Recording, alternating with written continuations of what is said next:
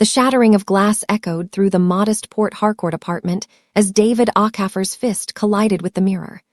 Blood dripped from his knuckles onto the white envelope he clutched in his other hand, DNA test results that had just destroyed his entire world.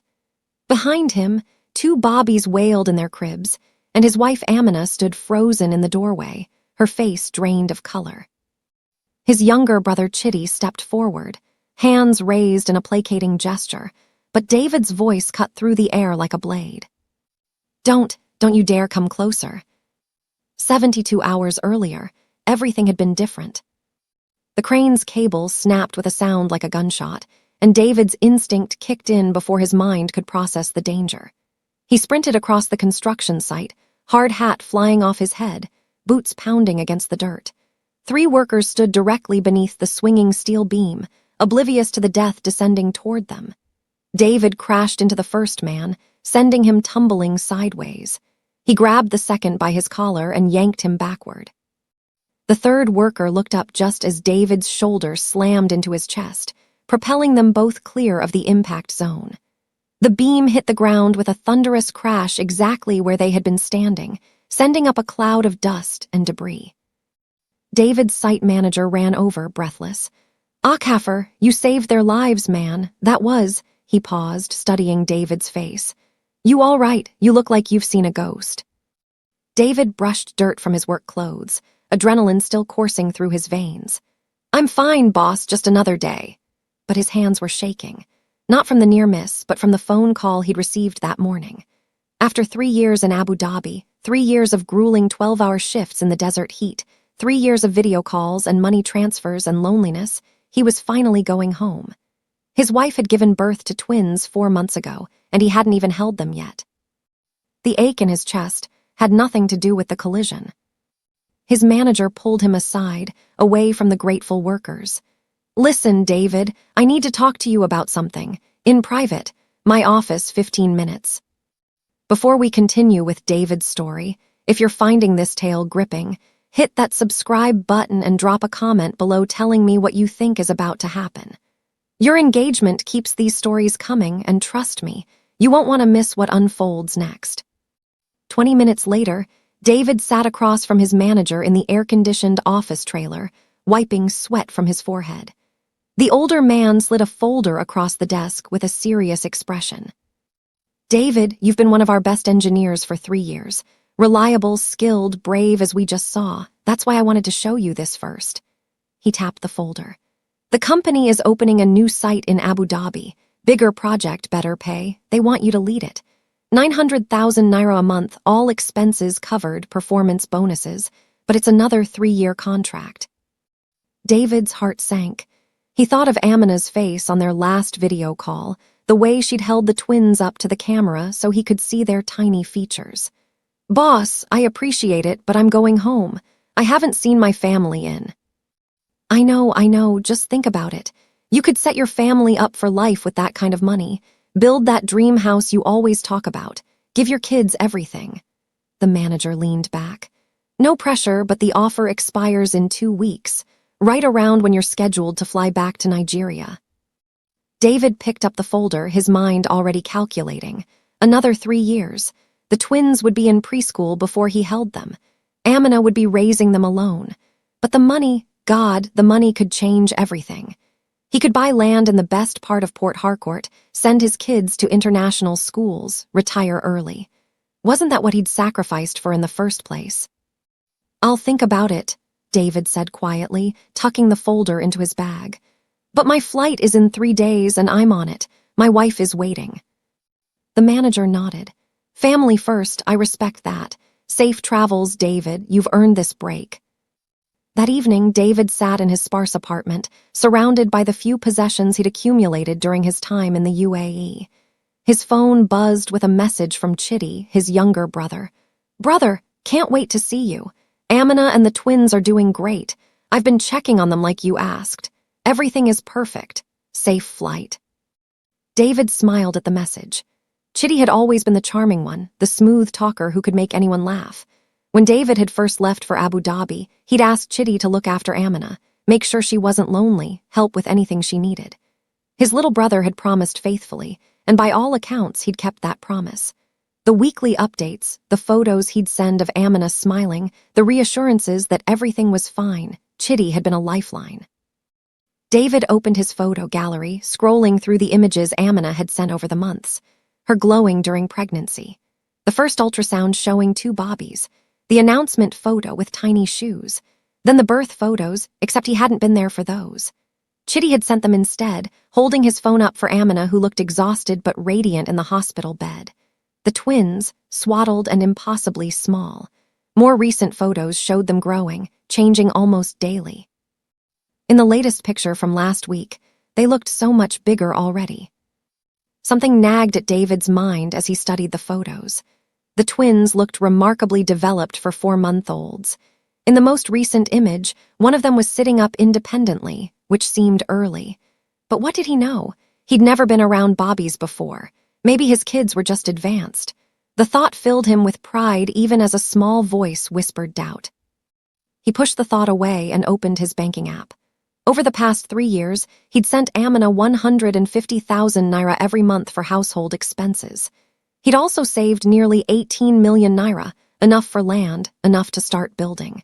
His sacrifice had been worth it. In 3 days, he'd hold his wife in his arms again. He'd meet his children. He'd start the life he'd been dreaming about. David didn't know that, at that exact moment, 3,000 miles away in Port Harcourt, Amina was sitting across from Chidi at the dining table David had paid for. In the apartment David had rented, holding the hand of the man who had betrayed him. "He'll be here in 3 days," Amina whispered, her voice trembling. "Chidi, what are we going to do? He's going to know. One look at them and he'll know they're not 4 months old. They're 8 months old. They can sit up, they're teething, they..." Chidi squeezed her hand, his jaw set with determination. "We stick to the story. You got pregnant during his Christmas visit in December 2020. The twins came early, premature but healthy. That's why they're small but developing well. We've been over this 100 times, Amina. Everyone is on board. Mama, Pastor Emmanuel, the neighbors. No one is going to tell him the truth." "But your mother hates me." Amina pulled her hand away, standing up to pace. "She's hated me since the day David brought me home. She'll use this to destroy me, to get me out of her son's life. My mother wants him to divorce you, yes, but she won't expose us because that would destroy me too, and despite everything, she loves both her sons." Chidi's voice was calm, almost cold in its calculation. "She thinks if David suspects something is wrong, he'll leave you on his own. She's counting on it, but he won't. David trusts us. He trusts you completely." Amina sank back into her chair, tears streaming down her face. "I never meant for this to happen. When you came to check on me that first month after he left, you were just his brother, just family. But you kept coming and I was so lonely and I fell in love with you." Chidi's voice softened as he moved to kneel beside her chair. "I know this is wrong. God, I know it's the worst thing I've ever done. David is my brother, my hero. But Amina, I can't stop loving you. And those Bobbies in there." He gestured toward the nursery where the twins slept. "They're mine. I know they're mine." The weight of his words hung in the air between them. They both knew the truth. The affair had started just 2 months after David left, beginning with innocent coffee visits that became dinners, that became late-night conversations, that became something neither could take back. By the time Amina discovered she was pregnant in February 2022, there was no question who the father was. David had only been home once, for 3 days during Christmas 2020, and he'd been sick with malaria the entire time. They'd barely touched. The deception had seemed impossible at first, but month by month they'd built it. Amina had hidden her pregnancy for as long as possible, wearing loose clothing, avoiding video calls. When she finally told David at 6 months, she'd claimed it was only 3 months along. The lie had snowballed from there. Premature twins, early delivery, doctor's orders for rest, complications that prevented video calls, every excuse carefully crafted, every detail rehearsed. And David, trusting David, working himself to exhaustion in the desert to provide for his family, had believed every word. A soft cry came from the nursery, and Amina wiped her eyes. "I need to feed them." "I'll help," Chidi said, following her. Together they moved through the nighttime routine bottles, diaper changes, gentle rocking. The twins, a boy and a girl, looked nothing like David. They had Chidi's nose, his mouth, his darker complexion. But would David notice? Or would love blind him to the obvious truth? 3 days, Amina whispered again as she placed the sleeping bobbies back in their cribs. Just 3 more days to prepare. What they didn't know was that across town, in a small house filled with religious icons and family photos, Mama Akhefer was having a very different conversation. She sat across from Pastor Emmanuel, the family's spiritual advisor for over 20 years, and her face was hard as stone. "You will not say anything to David when he returns," she said, her voice brooking no argument. "The truth will come out in time, and when it does, he will leave that northern girl and find a proper wife from our people. But if you tell him now, he'll blame everyone. He'll be angry at you, at me, at the church. Let him discover it himself." Pastor Emmanuel shifted uncomfortably in his chair. He was a large man who carried himself with practiced dignity, but under Mama Akhefer's gaze, he looked small. "Sister Akhefer, I am a man of God, to know such sin and say nothing." "You've said nothing for 8 months already." Her words were sharp. "Don't pretend righteousness now, Pastor. Amina paid you well to confirm her lies, didn't she? 500,000 naira to tell my son that her pregnancy was a blessing from God, that the timing was miraculous. You took that money. Your gambling debts were paid with that blood money." The pastor's face flushed. I made a mistake. I was in a difficult situation, but I've repented." "Then repent silently." Mama Akhefer stood, smoothing her wrapper. "David will be home soon. You will greet him, welcome him back, bless his family. And you will say nothing about the truth. If you do, I will make sure every member of this church knows about your debts, your bribes, your sins. Do we understand each other, Pastor?" The threat hung in the air like smoke. Pastor Emmanuel nodded slowly, his shoulders slumping in defeat. "Yes, Sister Akhefer, I understand." "Are you still with me? This story is about to take a turn that will leave you speechless. Don't forget to like this video if you're hooked. It helps more people discover these powerful stories. And drop a comment. Do you think David suspects anything? Let's see how many of you saw this coming. The Abu Dhabi airport was chaos, but David moved through it with the focused determination of a man who'd been waiting 3 years for this moment. His single duffel bag was light. He'd left almost everything behind. The apartment, the furniture, the life he'd built there meant nothing compared to what waited for him in Nigeria. As he settled into his economy seat, he pulled out his phone one last time before the flight attendants instructed passengers to switch to airplane mode. One new message from Amina. "Can't wait to see you, my love. The twins have been so restless today, like they know their daddy is coming home. I love you so much. Safe flight."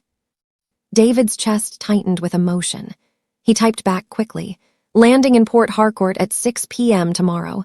Don't worry about picking me up. I'll take a taxi straight home. I want to surprise you and the Bobbies. I love you more than words can say. See you soon, my beautiful wife." He pressed send just as the flight attendant announced final boarding.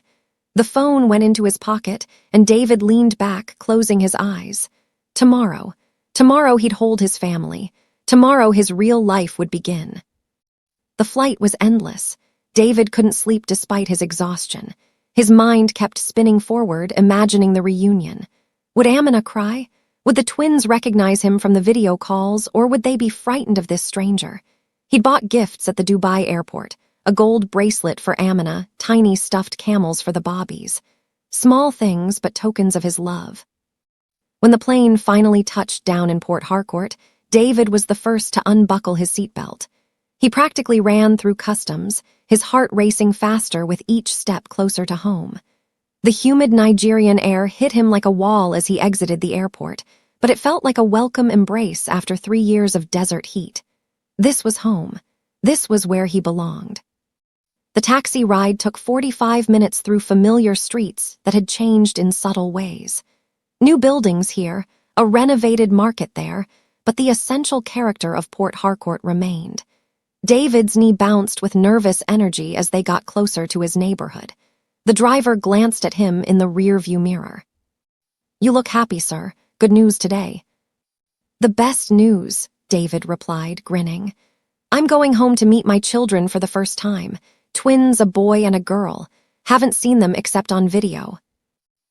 Congratulations. You've been working abroad. 3 years in Abu Dhabi. Construction engineering. But it's over now. I'm home for good. The driver smiled. Your wife must be very excited. And the children, they need their father. 3 years is a long time. Too long, David agreed. But I'm back now, that's what matters. When the taxi finally pulled up to the apartment complex, David's hands were actually shaking as he paid the driver. He grabbed his bag and walked toward the familiar building, his heart hammering.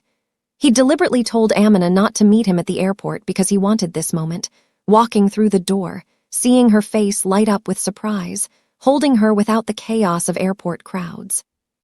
But as he climbed the stairs to the second-floor apartment, David heard something that made him pause. Voices, Amina's voice and Chidi's, his brother was here. Well, that made sense. Chidi had been helping Amina a lot. Probably he'd stopped by to check on them, not knowing David was arriving early. David put his key in the lock as quietly as possible, wanting to maintain the surprise. He turned it slowly, pushing the door open just a crack. The voices came clearer now, from the living room just around the corner from the entrance. And what David heard made his blood run cold. Looks just like you, Amina was saying, her voice soft with affection. Especially when she smiles, everyone comments on it. I know, that was definitely Chidi. I can't help but see myself in both of them. It's strange, isn't it, knowing they're mine but having to pretend. David's bag hit the floor with a soft thud. The voices stopped abruptly. For a moment there was absolute silence. Then Amina appeared around the corner, her face going pale as death when she saw him standing there. Behind her, Chidi rose from the couch, and David could see past him to where 2 bobbies sat in a playpen, not lying down like 4-month-olds should be, but sitting up confidently, playing with toys. David, Amina's voice was too high, too bright. You're early. I thought you said 6 p.m. I was going to. What did he mean? David's voice came out strange, distant to his own ears. He was looking at Chidi now, his younger brother, the person he'd trusted more than anyone except Amina. What did you mean they're yours? Chidi's face had gone from shocked to carefully blank. Brother, you misheard. I was just saying they look like our family, like the Akafer genes are strong. You know how people always say bobbies look like different relatives? Don't. David took a step forward, and something in his movement made both Chidi and Amina step back. Don't lie to me. I heard what I heard. I'm not stupid, Chidi. He moved past them toward the playpen, and both bobbies looked up at him with curious eyes. Beautiful children. Healthy, alert, clearly thriving, and completely wrong. David had spent 3 years in construction, measuring, calculating, assessing. His engineering mind was cataloging details even as his heart was breaking. These bobbies were big, too big for 4 months. They had teeth coming in. They sat without support, reached for toys with coordination that took months to develop. And their faces. God, they looked like Chidi. The resemblance was unmistakable once you saw it. How old are they really? David asked quietly, still staring at the twins. And don't lie again. I'm begging you, don't lie to me anymore. The silence stretched. David turned to look at Amina, and what he saw in her face confirmed everything. Guilt, fear, and resignation. She knew the game was over. 8 months, she whispered finally. They're 8 months old, David. They were born in July last year. The numbers clicked into place like falling dominoes. July 2022. Count back 9 months. October 2021. David had been in Abu Dhabi, working 18-hour days to send money home. He hadn't been in Nigeria. He couldn't have been the father. Unless. The Christmas visit, he said slowly. You told me they were conceived during my Christmas visit in December 2020. You said you didn't realize you were pregnant until months later because your cycle was irregular. You said, his voice broke. You said so many things. David, please. Amina moved toward him, but he held up a hand. Don't touch me, he looked at Chidi. How long? His brother's face was a mask of shame. Brother, I never meant. How long? Chidi swallowed hard. 2 months after you left, March 2020. I came to check on her like you asked, and we talked. It started innocent, David, I swear, just conversation. But she was lonely, and I. 3 years. David's laugh was hollow. 3 years I've been working in that desert.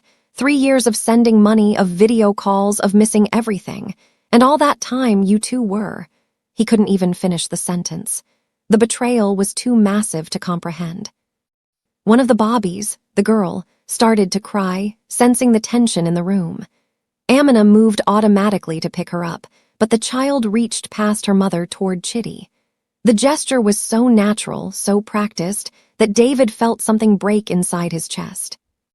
She knows you, he said flatly. They know you because you've been here. You've been playing father to my children. Except they're not my children at all, are they? David, please, let me explain. Amina was crying now, the baby girl in her arms. Explain what? David's voice rose for the first time. Explain how you've been sleeping with my brother in my bed, in the apartment I pay for. Explain how you took my money every month while carrying his children. Explain how you looked me in the eye through a phone screen and lied to me for 3 years. I love you, Amina's voice cracked. I do, David, I love you. This was a mistake, a terrible mistake, but I never stopped loving you. Love. David took a step back and his boot crunched on something. He looked down. One of the gifts he'd brought, the stuffed camel, had fallen from his bag. He'd bought it for a child that wasn't his. He'd spent 3 years sacrificing for a family that didn't exist. The absurdity of it hit him like a physical blow. Get out, he said to Chidi. His voice was eerily calm now, which was somehow more frightening than his anger. Get out of my house right now before I do something we'll both regret. Chidi didn't move. Brother, I know you're hurt. Hurt? David's laugh was sharp. Hurt is when you stub your toe, Chidi. Hurt is when you get passed over for a promotion. This, he gestured around the room at Amina, at the bobbies, at the life that had been revealed as a lie. This is devastation. This is betrayal on a scale I didn't know was possible, and you're still standing in my house. It's not your house. The words came out before Chidi could stop them. The lease is in Amina's name. You never. He didn't get to finish. David crossed the room in 3 strides and his fist connected with his brother's jaw with a crack that seemed to echo. Chidi stumbled backward, more from shock than force, and David was on him again. They crashed into the coffee table, wood splintering beneath them. Amina screamed, clutching the baby tighter. The boy twins started wailing. David, stop, please. Amina was pulling at his shoulder, but David barely felt it. 3 years of loneliness, of sacrifice, of trust given and betrayed, it all came pouring out in a fury he'd never known he was capable of. His hands found Chidi's collar, slamming him against the floor. You were my brother. David's voice was raw. I trusted you with everything, how could you? A sharp pain exploded across his cheek as Chidi's fist connected. The blow snapped David's head to the side, and suddenly they were both fighting, rolling across the floor, years of brotherhood dissolving into violence. Chidi was younger, faster, but David was fueled by betrayal. They grappled, crashed into furniture, sent a lamp spinning across the room. I loved her first, Chidi shouted, and David froze for just a second. It was enough. Chidi shoved him off, scrambling to his feet. Blood dripped from his split lip. Before you even brought her home, I loved her, but you married her. You took her just like you took everything else. The words hung in the air. David stood slowly, his breathing ragged. His shirt was torn, his knuckles bloody. So this is my fault, I took her from you. No, Chidi's voice broke. No, brother, that's not, I didn't mean that. God, I'm sorry, I'm so sorry. The apology was somehow worse than the fight. David looked at this man who shared his blood, who'd been his best friend since childhood, and saw a stranger. Get out, he said again. Both of you, take the bobbies and get out. David, this is my apartment, Amina said, finding some steel in her voice despite the tears. You left. You chose to go to Abu Dhabi. You left me here alone for 3 years. I left to build us a future, David's voice cracked. Every day in that desert, every drop of sweat, every moment of loneliness, it was for us. For you, I sent you money every single month. I called you every chance I got. I loved you from 3,000 miles away while you were. He couldn't finish. While I was human, Amina said quietly. While I was lonely and scared and 25 years old, raising myself in a city where I knew no one except your family who hated me. Yes, David. While I was all those things, I made a mistake. A terrible, unforgivable mistake. But you weren't here. The truth of it hit David like a sledgehammer.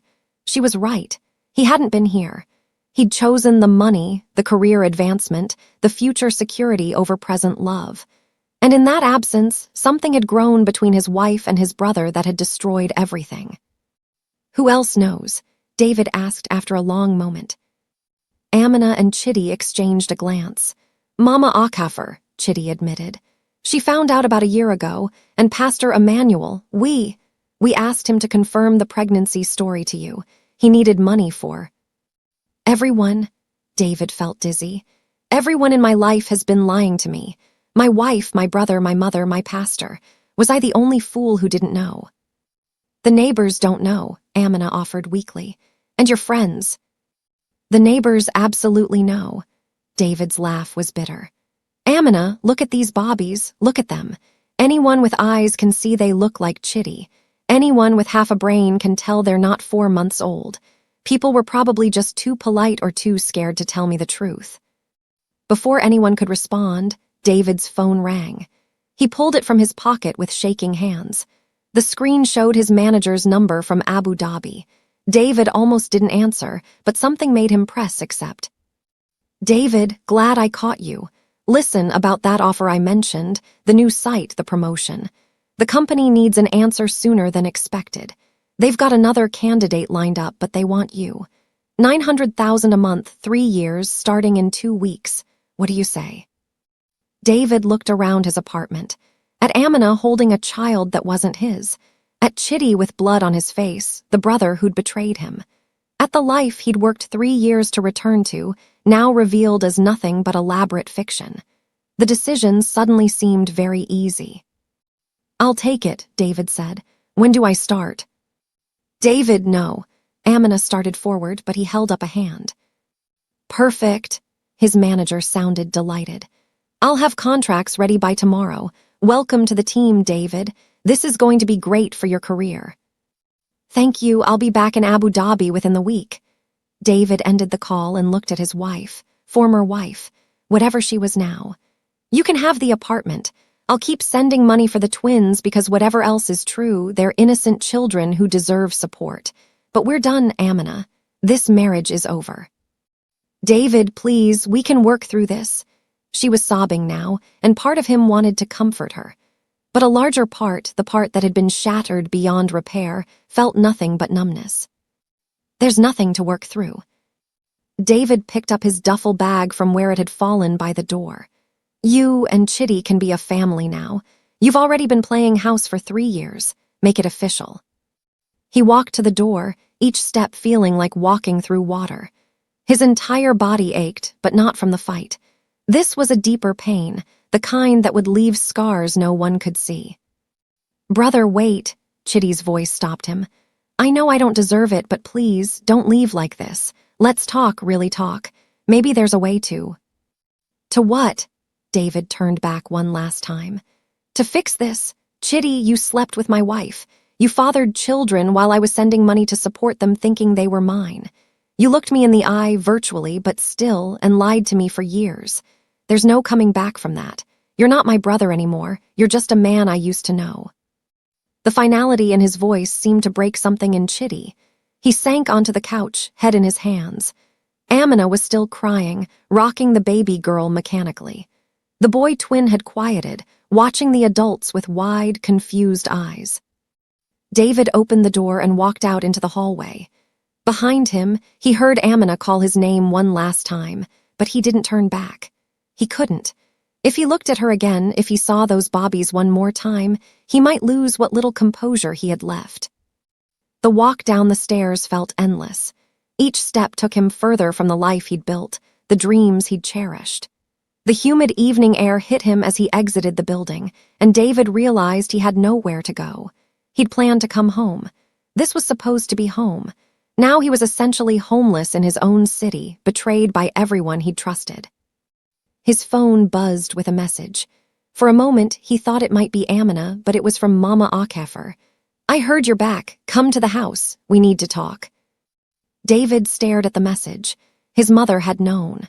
For a year, she'd known and said nothing. The betrayal went even deeper than he'd thought. But where else could he go? He needed answers. He needed to understand how this had happened under everyone's noses without a single person telling him the truth. The taxi ride to his childhood home was a blur. David paid the driver and stood outside the modest house where he'd grown up, where he'd learned values like loyalty and family and trust. All lies, apparently. He walked up the familiar path and knocked on the door his father had installed 30 years ago. His father who died 5 years past, who'd never lived to see his son betrayed by his own blood. Mama Akhefer opened the door. She was a small woman, barely 5 feet tall, but she'd always commanded respect through sheer force of personality. Now she looked at her elder son with an expression David couldn't quite read. Not guilt, not quite sympathy, something harder. "Come in," she said simply, stepping aside. David entered the house that smelled of incense and home-cooked food. His mother gestured toward the sitting room, and he sank into the same couch where he'd sat 1,000 times before. Everything was familiar. Everything was wrong. "You knew," David said without preamble. "Chidi told me you've known for a year." Mama Akhefer settled into her chair across from him. "I found them together. Came to drop off some soup for Amina, let myself in with the spare key you'd given me. They were in your bedroom." David flinched as if struck. "And you said nothing. For a whole year you watched me send money, watched me plan my return, watched me be excited about meeting my children, and you said nothing. What would you have had me do?" Her voice was sharp. "Tell you over the phone while you were working, while you were operating heavy machinery in a foreign country. You might have gotten yourself killed. So you just let it continue." "I told Chidi he was going to hell." Mama Akhefer's face was hard. "I told that northern girl she would reap what she'd sown. But tell you?" She shook her head. "No, this was something you needed to see for yourself. I knew once you came home, once you saw those bobbies, you'd know the truth. You're not stupid, David." "But why?" David leaned forward, desperate to understand. "Why let this go on? Why not tell me immediately so I could?" "Because I wanted you to leave her." The words burst out of Mama Akhefer like a dam breaking. "I never wanted you to marry that girl in the first place. Muslim from the north, different tribe, different everything. I told you it wouldn't work, but you were in love." She said the word like it tasted bitter. "You wouldn't listen to your mother." David felt ice spreading through his veins. "So this was, what, an opportunity for you, a chance to break up my marriage. An opportunity for you to see sense, to come home, divorce that unfaithful woman and find a proper wife from our people. A good Igbo girl who would never shame you like this." Mama Akhefer leaned forward. "David, my son, I love you. Everything I did was to protect you, even if you can't see it now." "Protect me?" David stood abruptly. "Mama, you let me believe a lie for a year. You watched Chidi destroy my marriage and said nothing. That's not protection, that's manipulation." "Don't you raise your voice to your mother," she snapped. "I didn't force Amina to spread her legs for your brother. I didn't make Chidi betray you. They did that on their own. All I did was let the truth play out naturally instead of interfering." "You interfered by not interfering." David was shouting now, something he'd never done to his mother. "You had information that could have saved me months of planning, of dreaming about coming home to a family that didn't exist. Instead, you sat on it because you wanted a specific outcome. That's not love, Mama. That's control." They stared at each other across the small living room. Mama Akhefer's face was rigid with anger and something else. Hurt, maybe, at her son's rejection of what she saw as care. David saw a woman he'd loved and respected his whole life, now revealed as someone willing to sacrifice his happiness for her preferences. "I have nothing more to say to you," David said quietly. "I'm going back to Abu Dhabi next week. I don't know if I'll return to Nigeria after that, maybe ever." "David." "No," he held up his hand. "You made your choices, Mama. Now I'm making mine. I'm done with all of you. Amina, Chidi, you, everyone who knew the truth and chose to hide it from me. I'm done." He turned toward the door, but Mama Akhefer's voice stopped him. And Pastor Emmanuel, will you confront him too? He took money from that woman to lie to you. 500,000 naira to tell you the pregnancy was God's blessing. David's hand froze on the doorknob. What? Oh yes. Mama Akafar's voice dripped with satisfaction now. Your precious pastor. Amina paid him to confirm her story, to discourage you from asking questions, to make it all seem divine. He had gambling debts. She offered to clear them in exchange for his blessing on her deception. The room spun. David gripped the doorframe to steady himself. Pastor Emmanuel had baptized him, had counseled him before his marriage, had prayed with him over video calls about patience and faith while he was in Abu Dhabi, and all of it had been bought and paid for. Where is he? David's voice came out in a rasp. At the church, probably. Evening prayers are in an hour. Mama Akafar stood. David, my son, please don't do anything foolish. The pastor is not worth. But David was already out the door. The evening air was cooler now, and the streets were filling with people heading home from work. David walked with purpose, his jaw clenched so tight it ached. The church was 20 minutes away on foot. He didn't trust himself to take a taxi, didn't trust himself to sit still with his thoughts. The Church of Divine Mercy was a modest building on a corner lot, white-painted walls, and a simple wooden cross above the entrance. David had attended services here since childhood. This was where he'd been confirmed, where he'd married Amina, where he'd prayed for guidance before leaving for Abu Dhabi. The sanctuary of it felt violated now. Pastor Emmanuel was in his office, a small room behind the altar. David could see him through the window, sitting at his desk, reading from his Bible. The man looked peaceful, content, completely unaware of the storm about to break over him. David didn't knock. He pushed open the door with enough force that it slammed against the wall. Pastor Emmanuel looked up, startled, his reading glasses sliding down his nose. David, my son, I heard you were back. Welcome home, I was just... Don't. David's voice was quiet but deadly. Don't call me son, don't welcome me. Don't say another word until I ask you a direct question. Do you understand? The pastor's face shifted from surprise to wariness. He set down his Bible carefully and folded his hands on the desk. David, you seem upset. Perhaps we should pray together, ask God for... Did Amina pay you to lie to me? The question hung in the air. Pastor Emmanuel's mouth opened and closed. His hands, so carefully folded, began to tremble. That's not... The situation was complex. Yes or no?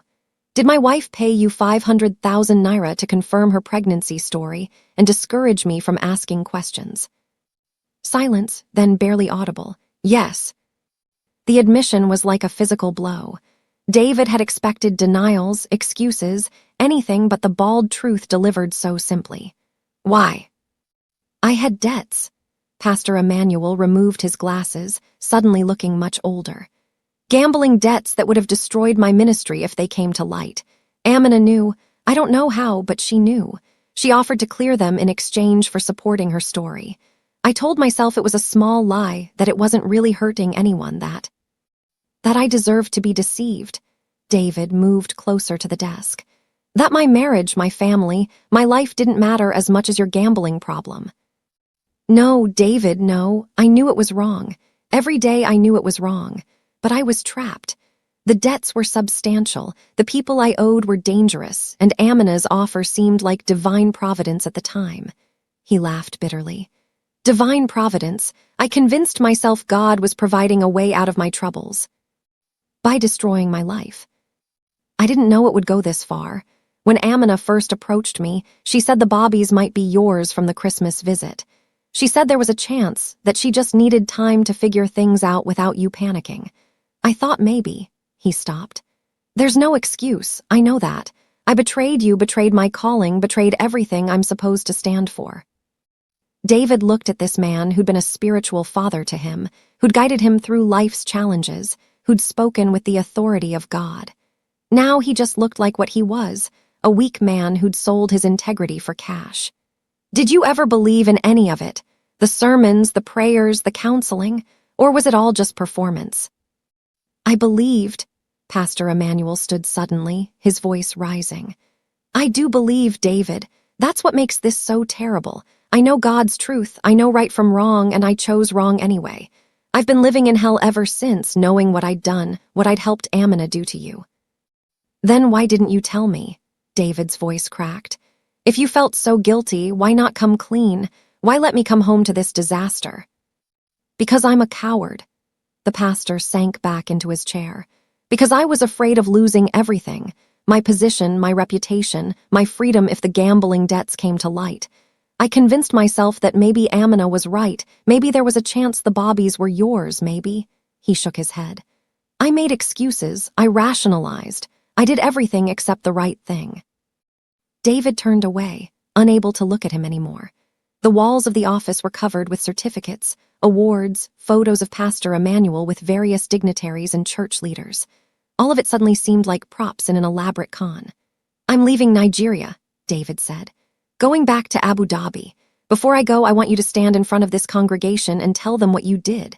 Tell them you took a bribe to help destroy a marriage. Tell them about the gambling, the lies, all of it. David, please, my ministry should end. David turned back to face him. You're not fit to lead people spiritually when you can't even live by the values you preach. Confess publicly or I'll do it for you. Those are your only options. Pastor Emmanuel's face crumbled.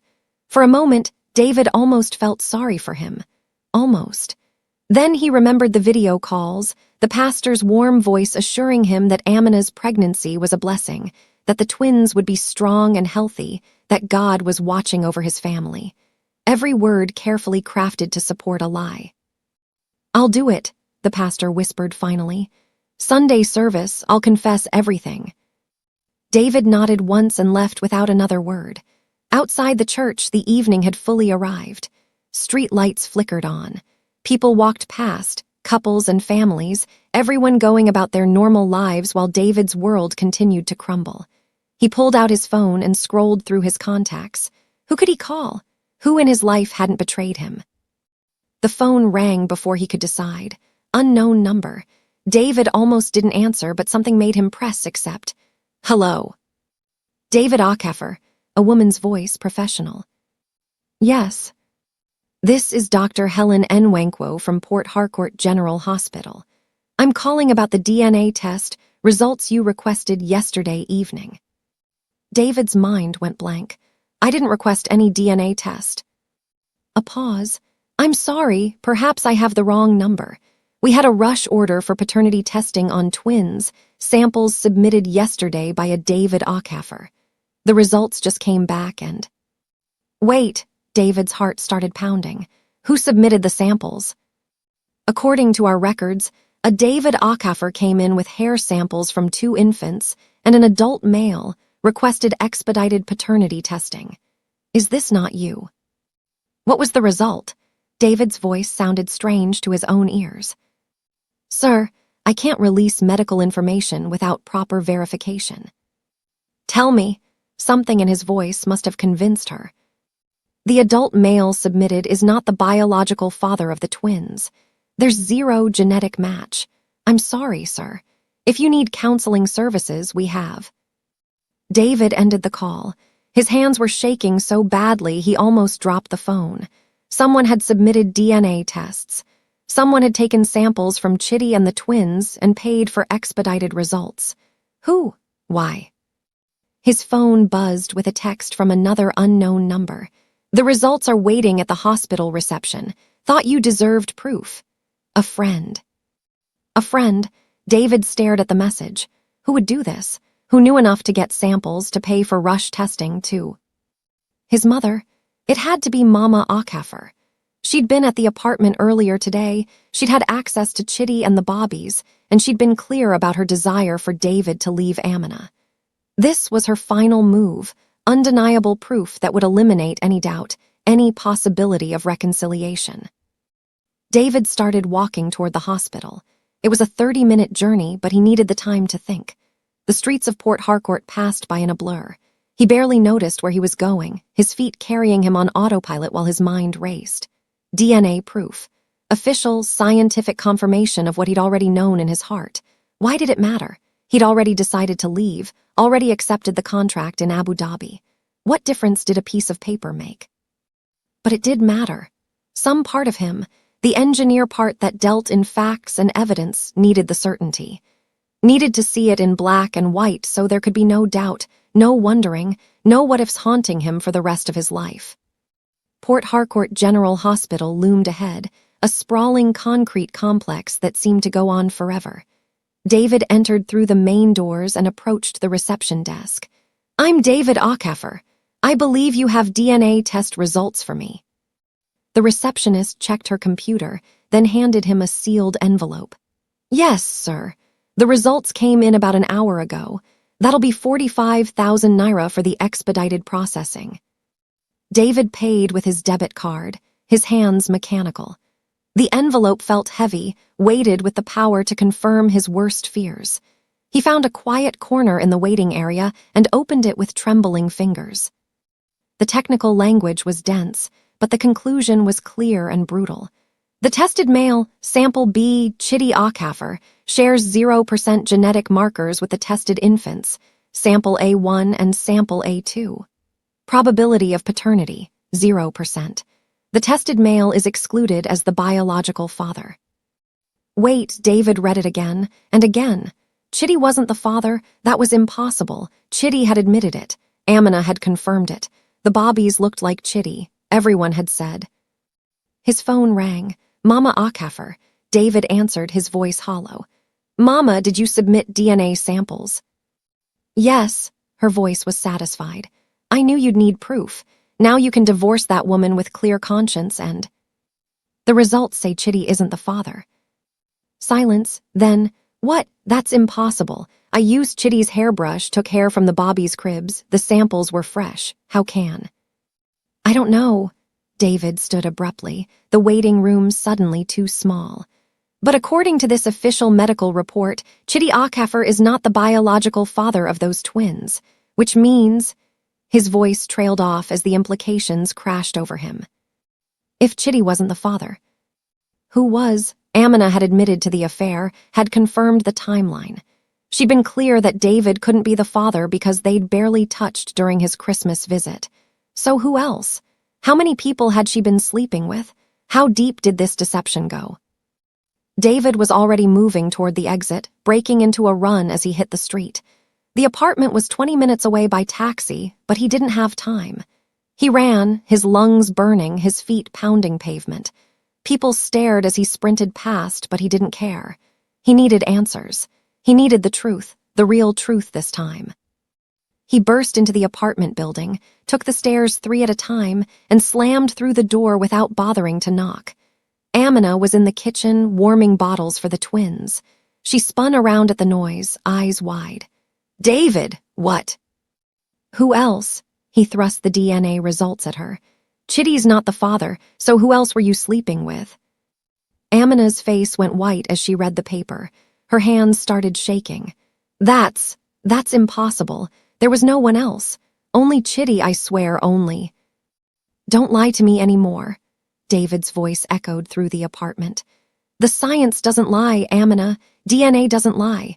Chidi is not the father of those Bobbies, so either you're about to tell me about another man, or—" He stopped. A terrible thought was forming. When exactly was my Christmas visit? December 20th through 23rd, 2020. Amina's voice was barely a whisper.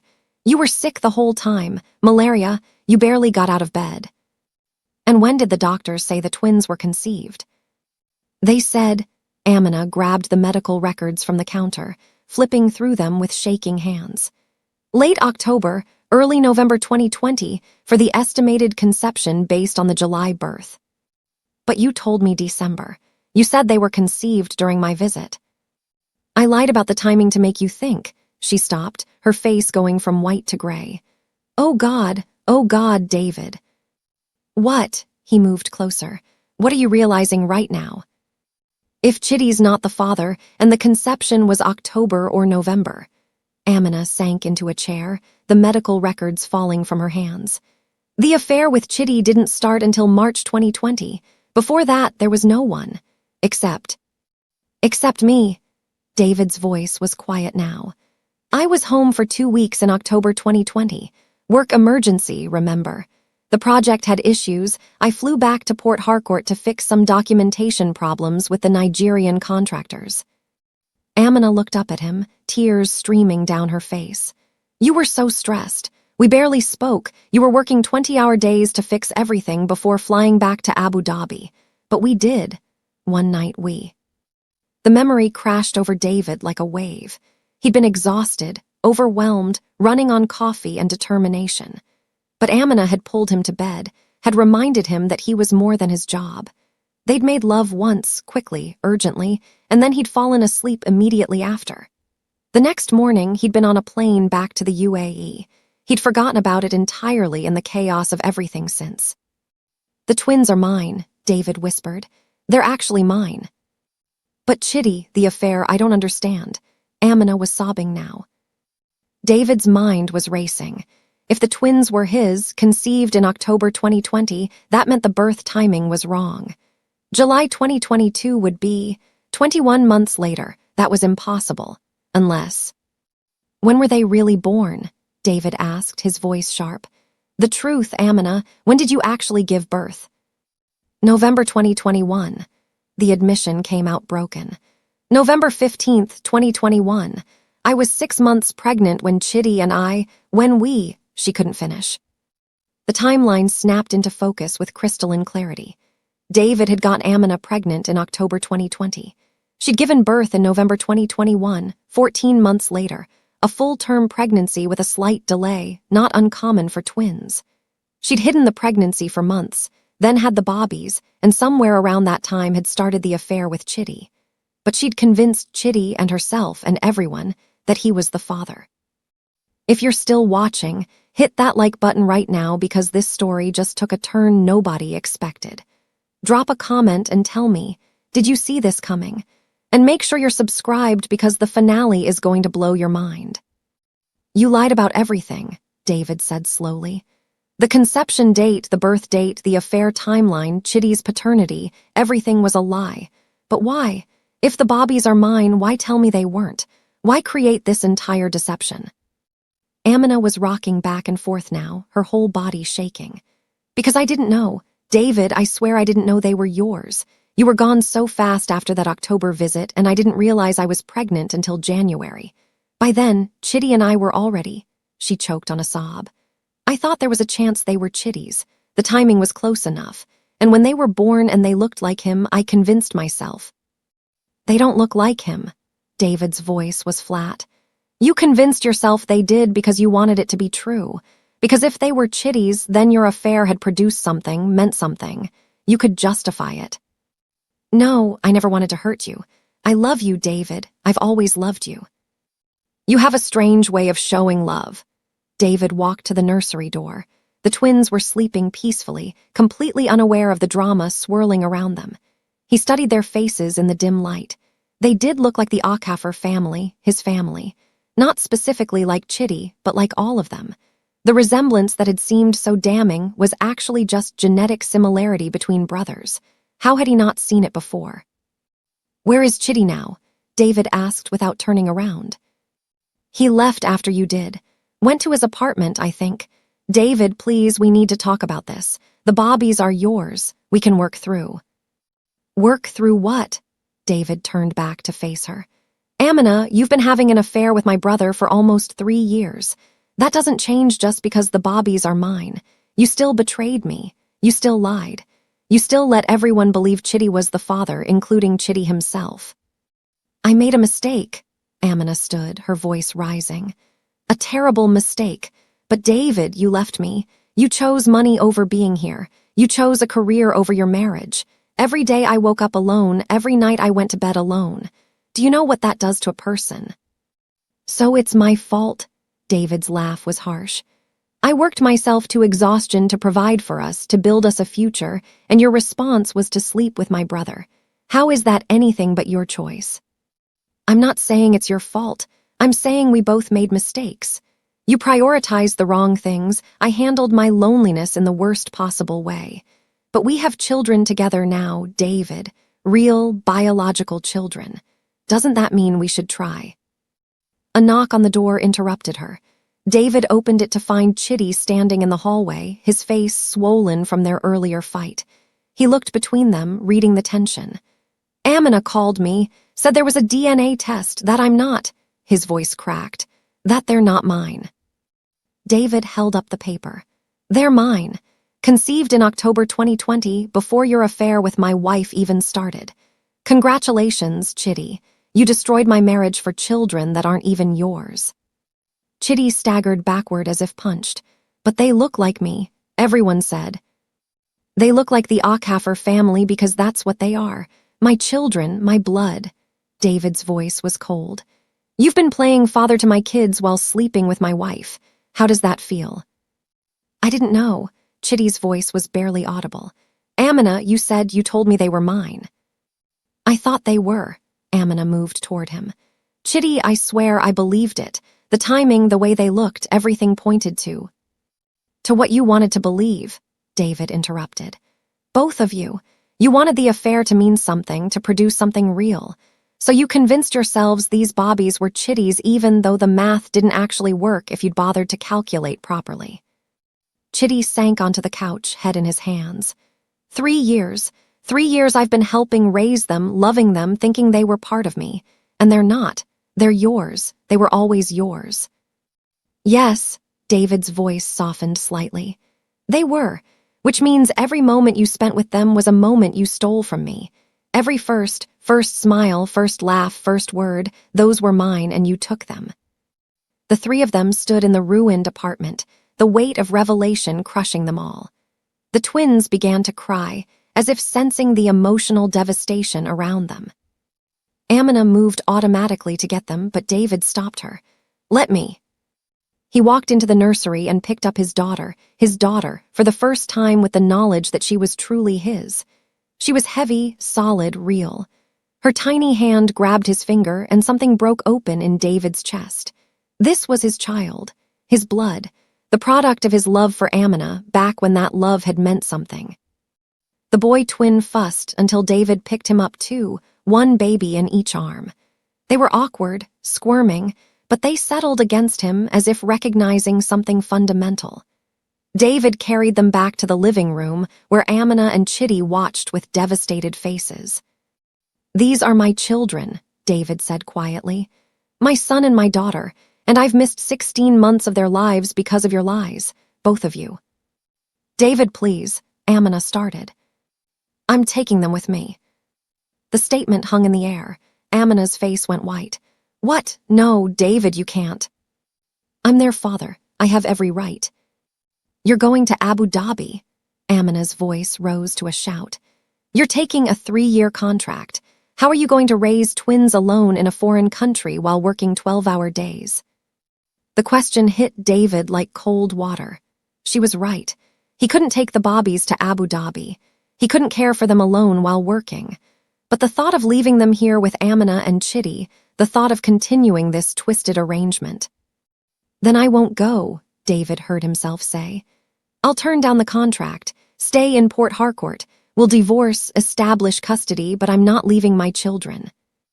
"David, no." Chidi stood, his voice urgent. "Brother, that contract is your future. 900,000 a month, you can't throw that away." "Watch me." David's voice was steel. "I've already thrown away 3 years chasing money instead of being present. I won't make that mistake again. My children need their father, their real father." "And what about their mother?" Amina's voice was desperate. "David, I made mistakes, terrible mistakes, but I'm still their mother. I carried them, gave birth to them, cared for them every day of their lives. You can't just take them from me." "I could." David looked at her coldly. "I could take those DNA results, document your affair, prove you're an unfit mother. I could destroy you in court, Amina.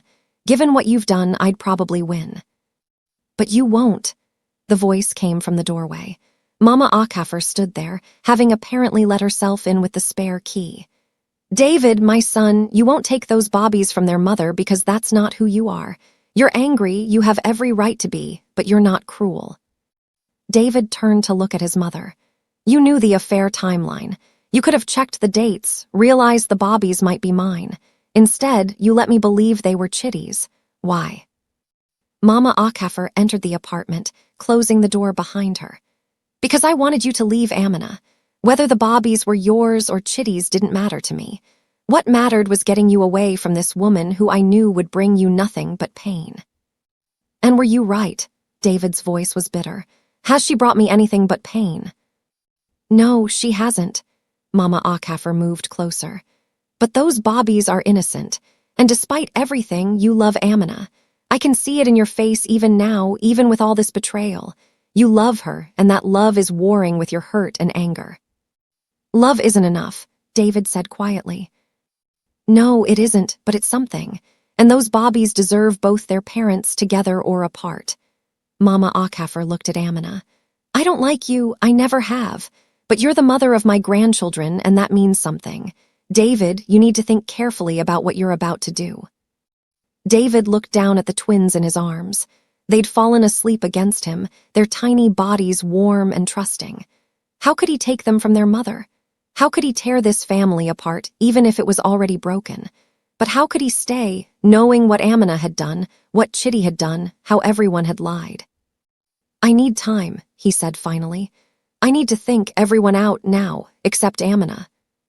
Chidi looked like he wanted to protest, but Mama Akafer grabbed his arm. Come, your brother needs space. She guided Chidi toward the door, pausing to look back at David. Think with your head and your heart, my son, not just your hurt. The door closed behind them. David carried the twins back to their nursery and laid them gently in their cribs. They didn't wake, innocent in their sleep, completely unaware that their world was being torn apart around them. He stood there watching them breathe, these tiny humans who shared his DNA, who were part of him in the most fundamental way possible. When he returned to the living room, Amina was sitting on the couch, her face in her hands. David sat across from her, maintaining distance. For a long moment, neither spoke. The apartment was silent except for the hum of the refrigerator and distant street noise. Tell me everything, David said finally. From the beginning, every detail. No more lies, Amina.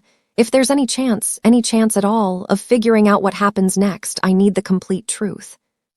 Amina looked up, her face ravaged by tears. Where do you want me to start? The loneliness. You said you were lonely. Tell me about that. She took a shaky breath. You left in January 2020. The first month was okay. I was sad, but I understood. We video called every day, you sent money, everything seemed manageable. But then COVID happened. Remember? The pandemic, everything locked down. My family in Kajuna couldn't visit. I couldn't travel. Your family, your mother, barely spoke to me even before you left, and after, she basically stopped coming around. David remembered the pandemic, the lockdowns, the chaos. He'd been so focused on keeping his job site running, on avoiding getting sick, that he hadn't fully grasped how isolated Amina must have been. Go on. Chidi was the only person who checked on me. He'd come by weekly, bring groceries, make sure I was okay. At first, it was just brotherly. He'd stay for an hour, we'd talk, he'd leave. But the visits got longer. We'd watch movies together, cook dinner together, talk about life, dreams, everything. Amina's voice cracked. He made me laugh, David. I hadn't laughed in months. So you slept with him? Not right away. It was March 2020, 3 months after you left, when something shifted. Chidi brought wine to celebrate my birthday. We drank too much. He confessed he'd always been attracted to me, even before you two got married. Said he'd stepped back because you loved me, but being around me so much had brought those feelings back. Amina looked directly at David. I should have told him to leave, should have shut it down immediately, but I didn't. I kissed him. And then... I don't need the details of the actual act, David interrupted. What I need to understand is why it continued. One mistake, one moment of weakness, I could maybe understand that. But 3 years, Amina, 3 years of lying to me while sleeping with my brother. Because it stopped being just physical. Amina's voice was barely a whisper.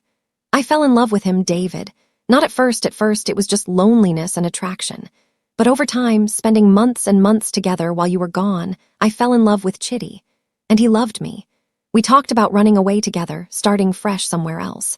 But we were both too afraid of hurting you, afraid of what your family would do, afraid of everything. David felt his chest constrict. So I was working in the desert, sending money, thinking about my wife, and all that time you were in love with my brother." "Yes," the admission hung in the air. "And I'm sorry. God, David, I'm so sorry. There's nothing I can say that makes it better, nothing that excuses it. I betrayed you in every possible way." "When did you realize you were pregnant?" "January 2021. I'd missed periods before, they were never regular, so I didn't think much of it at first. But when I finally took a test and it was positive, I panicked. I called Chidi immediately. We tried to figure out the timing, calculate when it could have happened." "And you both forgot about my October visit." Amina nodded miserably. "You were only home for 48 hours. You were so stressed and busy, it just didn't register as a possibility. Your Christmas visit was more recent in my mind, but we both knew I couldn't have gotten pregnant then because you were sick. So we convinced ourselves it must have been early in my affair with Chidi, February or March 2020, which would mean I was almost a year pregnant by January 2021. Which was medically impossible, but neither of you thought it through. We were panicking. We weren't thinking clearly. Chidi suggested I hide the pregnancy as long as possible, then announce it late and claim it happened during your Christmas visit. Make the timeline work backward. And somehow," Amina laughed bitterly, "somehow it worked. You believed me. Your mother was suspicious but said nothing. Pastor Emmanuel took the bribe to support the story. Everyone just accepted it. Until I came home and actually saw the Bobbies." "Until that, yes." Amina met his eyes. "David, I need you to know something. Even though I loved Chidi, even though I betrayed you, I never stopped caring about you. You're a good man, the best man I know. What I did to you was inexcusable, but it didn't come from a place of hate. It came from weakness and loneliness and poor choices compounded over time." David stood and walked to the window. Port Harcourt stretched out below, lights twinkling in the darkness. Somewhere out there, people were living normal lives, having normal problems, not sitting in apartments destroyed by betrayal, trying to figure out what happened next.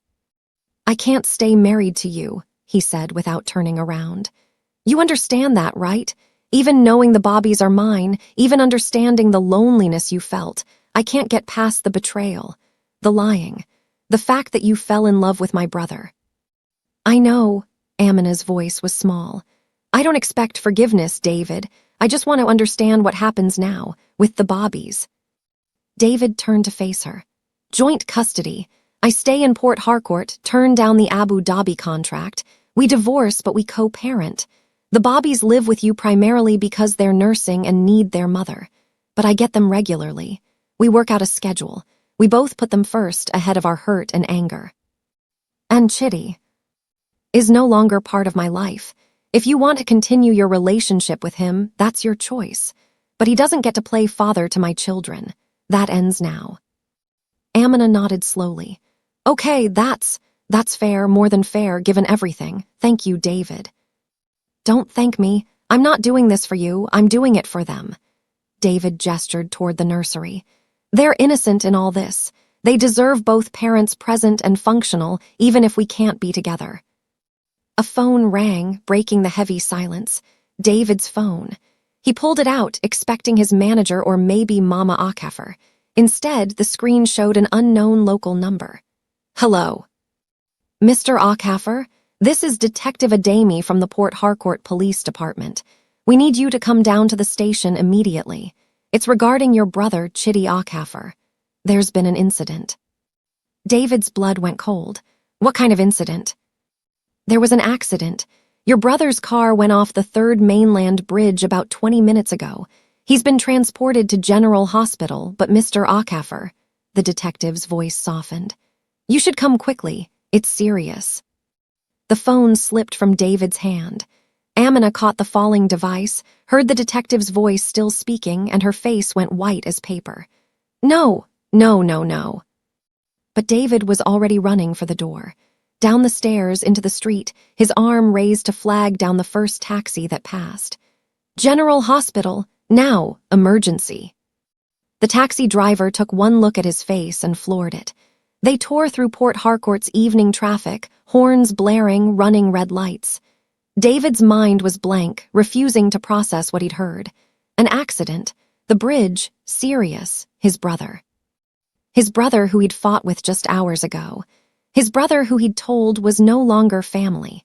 His brother who had betrayed him but who he'd grown up with, played with, loved despite everything. The hospital loomed ahead. David threw money at the driver and sprinted inside. Chidi Akhafar, car accident. Where is? Nurse grabbed his arm, her face grave. Family. His brother, where is he? ICU, third floor. But sir, you need to. David was already running for the stairs, taking them 3 at a time. His lungs burned, but he didn't slow down. Third floor. ICU. The sterile smell of disinfectant hit him as he burst through the double doors. Mama Akhafar was already there, collapsed in a plastic chair, her body shaking with sobs. She looked up as David approached, and the devastation in her eyes told him everything before any doctor could. Mama. He's alive, she gasped out. Barely. They're working on him now. David, they said he drove straight off the bridge, no brake marks, no attempt to stop. They think. Her voice broke completely. Suicide? The word hung unspoken between them. David sank into the chair beside his mother, his legs suddenly unable to hold him. Chidi had tried to kill himself. Because of the DNA results. Because he'd learned the twins weren't his. Because everything he'd built his life around for 3 years had been revealed as a lie. Just like everything in David's life had been revealed as a lie. This is my fault, David whispered. I told him he wasn't my brother anymore. I said, God, Mama, what did I say to him? This isn't your fault. Mama Akhafar grabbed his arm with surprising strength. Chidi made his choices. He betrayed you, lied to you, destroyed your marriage. Whatever he did after that is on him, not you. But David couldn't accept that. Yes, Chidi had betrayed him. Yes, the hurt was real and justified. But he was still his brother. Still the little boy David had protected from bullies in school. Still the teenager he'd helped with homework. Still family despite everything. And David had thrown that away in anger, had cut him off completely just hours before he'd driven his car off a bridge.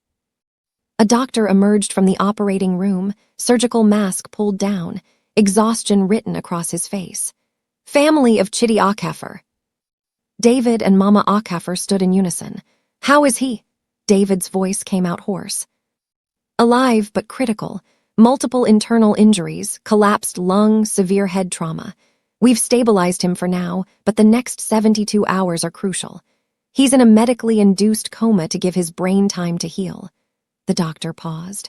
I need to ask, was there any indication he might have been trying to harm himself? The police report suggests the crash wasn't accidental. He'd just received some devastating personal news, David said carefully. About paternity, about children he thought were his but weren't. He was upset when he left my apartment. The doctor nodded slowly. We'll have psychiatric evaluation ready for if he wakes up. In the meantime, you can see him briefly, 1 at a time, 5 minutes maximum. Mama Akhafar went first. David watched through the ICU window as she approached Chidi's bed, saw her knees buckle at the sight of her younger son hooked up to machines, tubes running everywhere, his face swollen and bruised beyond recognition. She touched his hand gently, whispered something David couldn't hear, then backed away sobbing. David's turn. He entered the sterile room, the steady beep of monitors the only sound.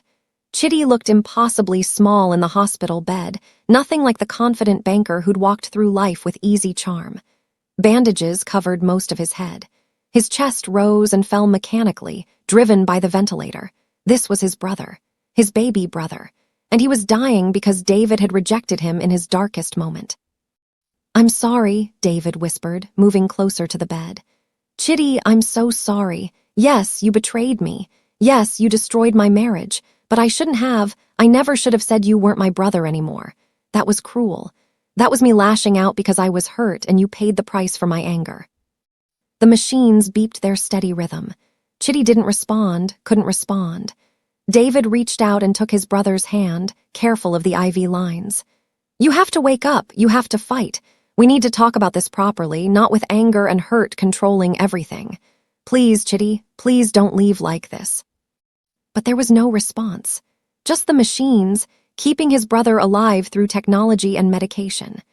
David stood there for his allotted 5 minutes, then left before the nurses forced him out. In the hallway, Amina had arrived, her face streaked with tears. The twins somehow left with a neighbor in her rush to get to the hospital. "Is he?" she started. "Alive, critical, coma." David delivered the facts mechanically. "They don't know if he'll make it." Amina crumpled against the wall. "This is because of me, because of us, because of the lies and the affair and—" "It's because of all of us," David interrupted. "Me, you, Chidi, Mama, everyone who created this situation. We all own this, Amina, all of us." The hours crawled by. Midnight came and went. David sat in the waiting area with his mother on one side and his estranged wife on the other. A broken family keeping vigil over their broken member. Nurses came and went. Doctors checked monitors. No change. Chidi remained in his coma, hovering between life and death, while the people he'd hurt and who'd hurt him waited to see which side would claim him. Around 3 a.m, Mama Akhafer finally spoke. "I should have told you the truth from the beginning. When I found them together, I should have called you immediately, sent you photos, given you proof. Instead, I played games, thought I could manipulate the situation to get what I wanted. And look where it got us. My younger son is dying because I prioritized my preferences over honesty." "We all made choices," David said quietly. "Bad choices, selfish choices, and Chidi's paying the price." "If he dies," Amina's voice broke. "If he dies, I killed him. I made him believe those bobbies were his. I let him fall in love with them, bond with them, think he was a father. And then that was ripped away and it destroyed him." "He's not going to die." David said it with more confidence than he felt. "He's strong, stubborn. He's going to fight, and he's going to survive, and we're all going to figure out how to move forward from this disaster we've created."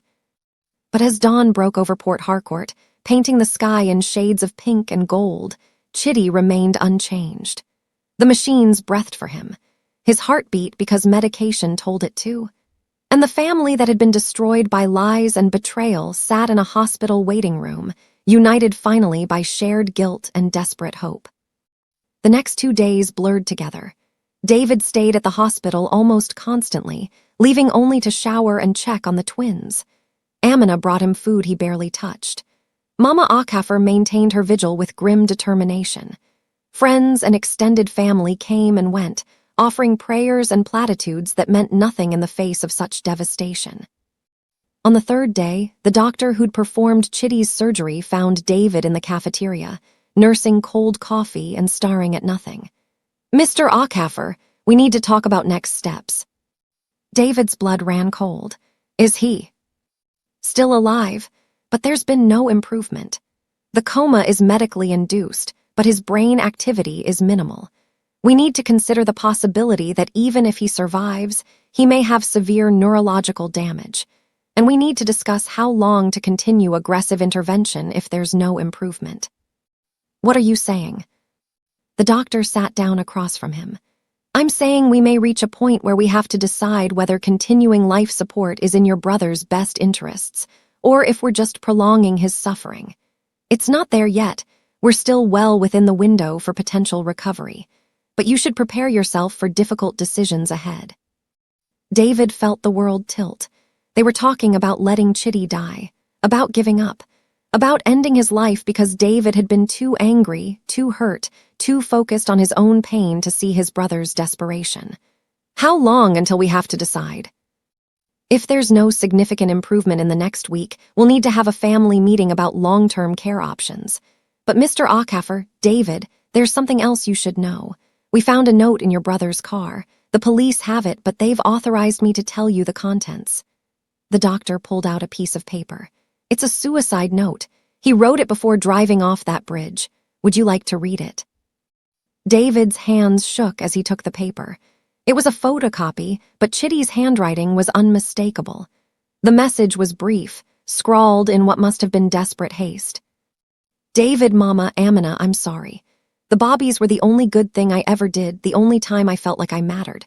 Learning they're not mine, that I've been living a lie while destroying my brother's life for nothing. I can't carry that weight. I'm a coward. I couldn't face you, couldn't face myself, couldn't face God. Maybe this is my punishment for what I did. I love you all. Especially you, David. I'm sorry I wasn't the brother you deserved. I'm sorry for everything. C. David read it 3 times, each word a knife in his chest.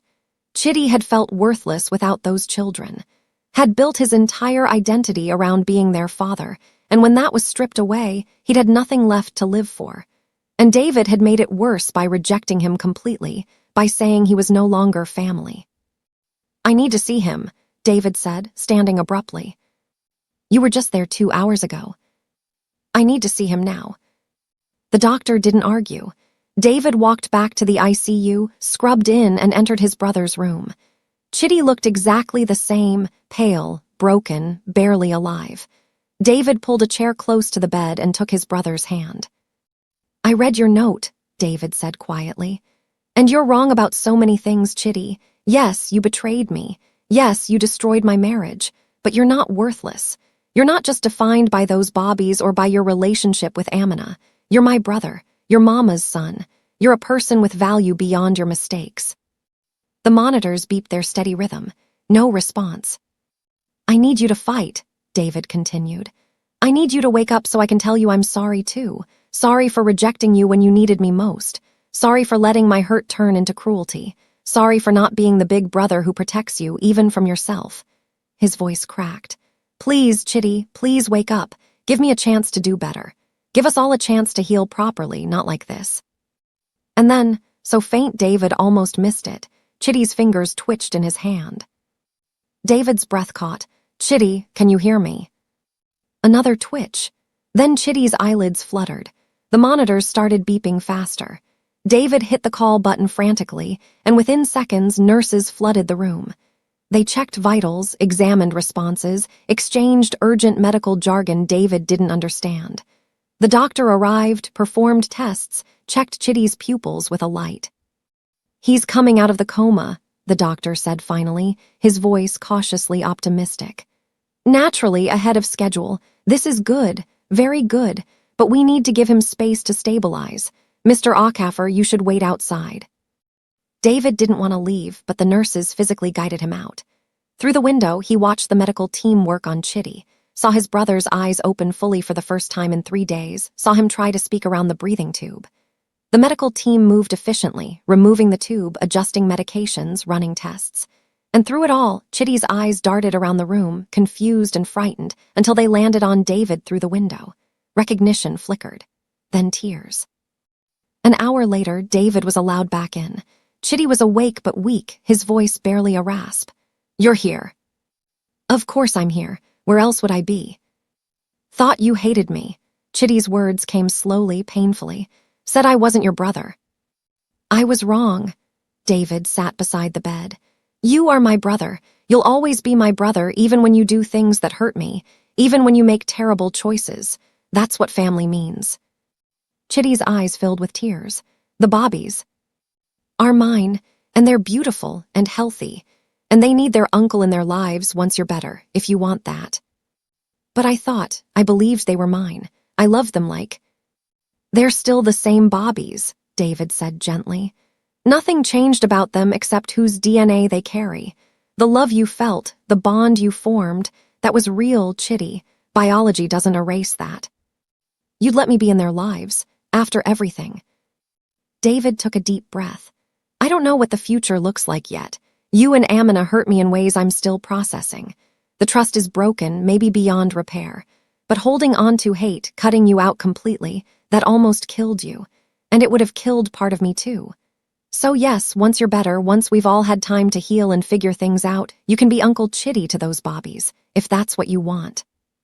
Chidi closed his eyes, tears streaming down his cheeks. I'm so sorry, brother, for all of it. The affair, the lies, the betrayal, I don't expect forgiveness. I'm sorry.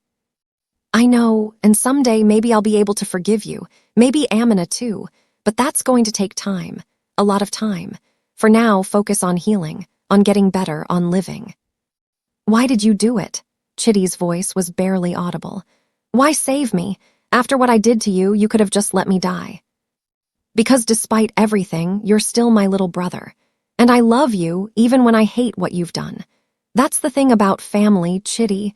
The love doesn't just disappear because you're hurt. It just gets more complicated. They sat in silence for a while. Two brothers who destroyed each other through lies and betrayal and poor choices, now trying to find a path forward through the wreckage. It wasn't forgiveness, not yet. It wasn't healing, not completely. But it was a start. Over the next week, Chidi's recovery progressed steadily. The doctors were amazed by his resilience, his determination to get better. He underwent psychiatric evaluation and committed to therapy, recognizing that his suicide attempt had been the culmination of years of poor mental health management.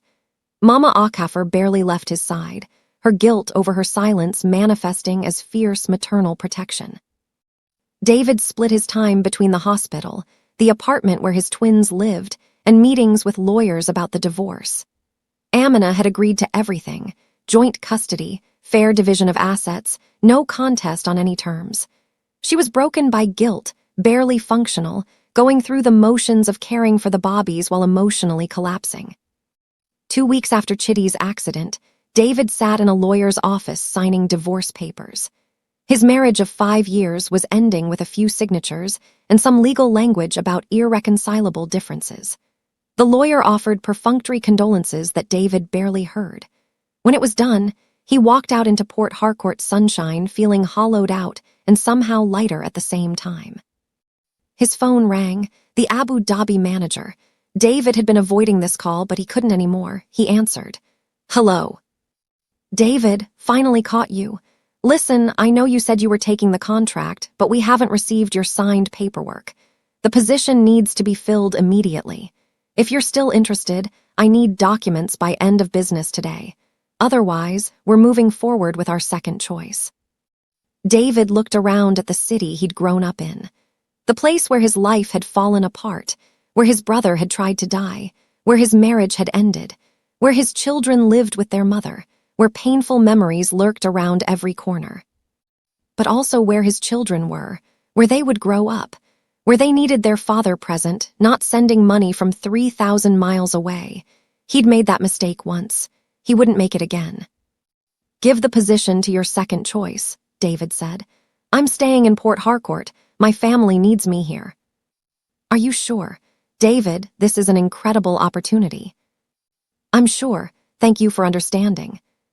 He ended the call and immediately dialed another number, his old boss from before Abu Dhabi. "Mr. Nwasu, this is David Akafer. I know it's been 3 years, but I'm looking to return to work in Port Harcourt. Do you have any positions available?" The conversation was brief but promising. His old boss remembered him fondly, had followed his career in Abu Dhabi with interest. There was an opening, not as lucrative as the UAE contract, but solid. A senior engineering position with decent pay and normal hours. Room to be a father, not just a paycheck. David accepted on the spot. He'd start in 2 weeks, which gave him time to find an apartment, establish a routine with the twins, and continue supporting Chidi's recovery. It wasn't the glamorous international career he'd been building. It wasn't the financial windfall he dreamed about, but it was real. It was present. It was the life his children needed him to live. That evening, David picked up the twins from Amina's apartment for his scheduled visitation. She handed them over quietly, her eyes red from crying but trying to hold herself together. "They missed you today," kept looking at the door. "I miss them too." David held his son and daughter, these tiny humans who were his entire world now. "Amina, I got a job. Here in Port Harcourt. I'm staying." Her face crumpled with relief. "Thank God, David, thank you. The Bobbies need you. She stopped herself. "The Bobbies need you. We'll make this work. Co-parenting, putting them first. It won't be easy, but we'll figure it out. And Chidi is going to live, is going to heal, is going to be part of their lives as their uncle if he wants that. But Amina," David met her eyes. "Whatever was between you two, that has to end. Completely. The twins can't grow up with that confusion, that tension. You need to choose. Do you want to try to build something with Chidi, or do you want to focus on co-parenting with me? You can't have both." Amina nodded slowly. "I've already told Chidi it's over. The affair, the relationship, all of it. What we had was built on lies and betrayal. It can't continue. I need to focus on being the best mother I can be, and that means letting go of everything else." It was the right answer, but David could see the pain in her face. She'd loved Chidi, genuinely loved him, and now she was losing him too. But this was the price of their choices. This was the consequence of betrayal. Everyone lost something. David took the twins home to his new apartment, a small place he'd rented that week, nothing fancy but clean and safe. He'd bought cribs, baby supplies, everything he'd need for his time with them. As he fed them bottles and changed their diapers and rocked them to sleep, David felt something settle in his chest. Purpose. Connection. Love that was real and present, not mediated through phone screens and money transfers. This was fatherhood, not the fantasy he'd built in his head during 3 years in the desert. The reality, messy, exhausting, beautiful. His daughter grabbed his finger as she drifted off to sleep, and David felt tears on his cheeks. His children, his family, broken and reassembled into something different than he'd planned, but still his. 3 months passed. Chidi was released from the hospital and moved back to his apartment, committed to therapy and rebuilding his life. He saw the twins regularly now, Uncle Chidi, who loved them fiercely even though they weren't his blood. The children didn't understand the complicated history, didn't know about the betrayal and lies. They just knew Uncle Chidi made funny faces and played peekaboo and loved them. David and Amina developed a functional co-parenting relationship.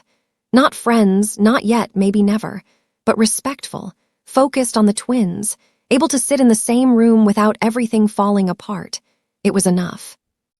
Mama Akafer had apologized, finally, truly, had admitted her manipulations and her prejudices, had asked for forgiveness not because she deserved it, but because she needed to try. David was working on forgiving her, working on forgiving everyone, including himself. Pastor Emmanuel had confessed publicly as promised, standing before his congregation and admitting his sins. The church had removed him from leadership, which he'd accepted with something like relief. He was working a normal job now, attending therapy, trying to rebuild his relationship with God outside the pressure of ministry. David had run into him once at a market. They'd nodded to each other, acknowledging shared brokenness, and moved on. 6 months after David's return to Port Harcourt, he sat in a park watching his twins play in the grass. They were walking now, tottering around with drunken baby steps, fascinated by everything. His daughter grabbed a flower and brought it to him with a huge smile. His son discovered an ant and shrieked with delight. Normal moments, beautiful moments, the kind he'd missed for so long. Chidi joined him on the bench, moving carefully, still recovering, always recovering. "Thanks for letting me come. They love seeing you." "I love seeing them." Chidi watched the bobbies with sad fondness. "It's different now. Knowing they're not mine, I mean I still love them, but there's this distance that wasn't there before." That's biology talking. But love isn't just biology. You helped raise them for their first year. That matters, Chidi, that's real. "Maybe," Chidi was quiet for a moment. "I'm moving to Lagos. New job opportunity, fresh start, thought you should know." David felt surprise, then understanding. "Probably good for all of us. Too many memories here." "Yeah," Chidi paused. "Brother, I know I say this every time I see you, but I'm sorry. For everything. The affair, the lies, the pain I caused. I don't expect you to ever fully forgive me, but I need you to know. I'm working on becoming someone who deserves forgiveness, even if I never get it." David looked at his brother, older now, marked by his suicide attempt and its aftermath, trying so hard to be better. "I'm working on forgiveness. It's slow. Some days I think I've gotten there, others the anger comes back fresh. But I am trying, Chidi, because holding on to hate was killing both of us." They sat together in comfortable silence, two brothers rebuilding a relationship from rubble. It would never be what it was. The innocence of their childhood bond was gone forever. But maybe, with time and effort and grace, it could become something new, something stronger because it had been tested and survived. As the sun set over Port Harcourt, David gathered up his tired twins. Chidi helped carry their toys to the car. They said goodbye with a brief hug, still awkward, still painful, but genuine. And as David drove home with his children babbling in the backseat, he felt something he hadn't felt in months. Peace, not complete, not perfect, but real. His life hadn't turned out the way he'd planned. The dreams of a perfect marriage, a perfect family, a perfect career all shattered. But from the wreckage, something true had emerged. Real relationships, messy but honest. Real love, complicated but deep. Real fatherhood, present and engaged. David Ockhafer had lost almost everything. His marriage, his trust, his brother's loyalty, his mother's honesty, his pastor's integrity, years of his life to work in a foreign desert. But he'd gained something more valuable than any of it. He'd gained his children. And in fighting for them, in choosing to stay, in deciding to forgive and rebuild rather than run away again, he'd gained himself. Not the man he thought he should be. The man he actually was, flawed, hurt, trying his best, present. And that was enough. If this story moved you, hit that subscribe button now. Share it with someone who needs to hear it. Drop a comment below and tell me, what would you have done in David's situation? Could you have forgiven? Would you have stayed? Your engagement keeps these stories alive, and I'll be back next week with another tale that will challenge everything you think you know about love, family, and redemption. Until then, remember, broken things can be rebuilt.